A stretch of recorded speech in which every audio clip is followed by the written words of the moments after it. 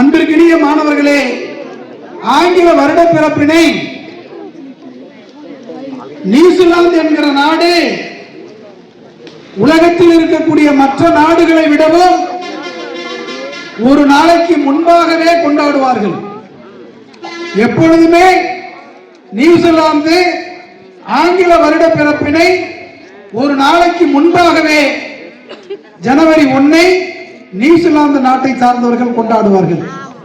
அதை போன்று இந்த நாளில் இந்த ஆண்டு ஆசிரியர் தினத்தை ஒரு நாளைக்கு முன்னாடியே கொண்டாடக்கூடிய ஒரு பள்ளியாக நம்முடைய வாக்களத்தூர் அரசு மேல்நிலைப் பள்ளி இருக்கிறது என்பது நமக்கு கிடைத்த சிறப்புகளில் ஒன்றாக நான் கருதுகிறேன். இறைவன் யார்? ரொம்ப நல்லா கவனிச்சுங்க. இறைவன் யார் என்ற ஒரு கேள்வியை எழுப்பினோம் என்றால் அவரவருக்கு இருக்கக்கூடிய நம்பிக்கையை வெளிப்படுத்துவார்கள். ஒருவர் சிவன்தான் இறைவன் என்று சொல்லுவார். இன்னொரு இடத்துல கேட்டோம் என்றால் பெருமாள் தான் இறைவன் என்று சொல்லுவார். இன்னொரு இடத்துல கேட்டோம் என்றால் ஆல்பர்ட் கிட்ட கேட்டோம்னா இயேசுதான் இறைவன் என்று சொல்லுவார்.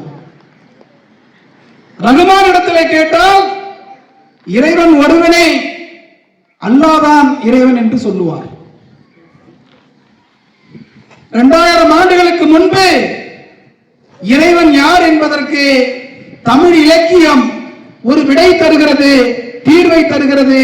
இறைவன் யார் என்றால் எந்த எழுத்தும் தெரியாத எனக்கு, எந்த எண்களும் தெரியாத எனக்கு முதலாக எழுத்தையும் எண்களையும் யார் கற்றுக் கொடுத்தார்களோ அவர்கள்தான் இறைவன் என்று தமிழ் இலக்கியம் சொல்லுகிறது. எழுத்தறிவித்தவன் இறைவன். யார் இறைவன்? எழுத்தை அறிவித்தவன் இறைவன். எந்த எழுத்தும் தெரியாமல் இருந்த எனக்கு அதிவீரராம பாண்டியார் சொல்கிறார். அதிவீரராம பாண்டியார் சொல்லுகிறார், வெற்றி வேர்க்கை என்கிற நூலில் சொல்லுகிறார், எழுத்தினை அறிவித்தவன் இறைவன்.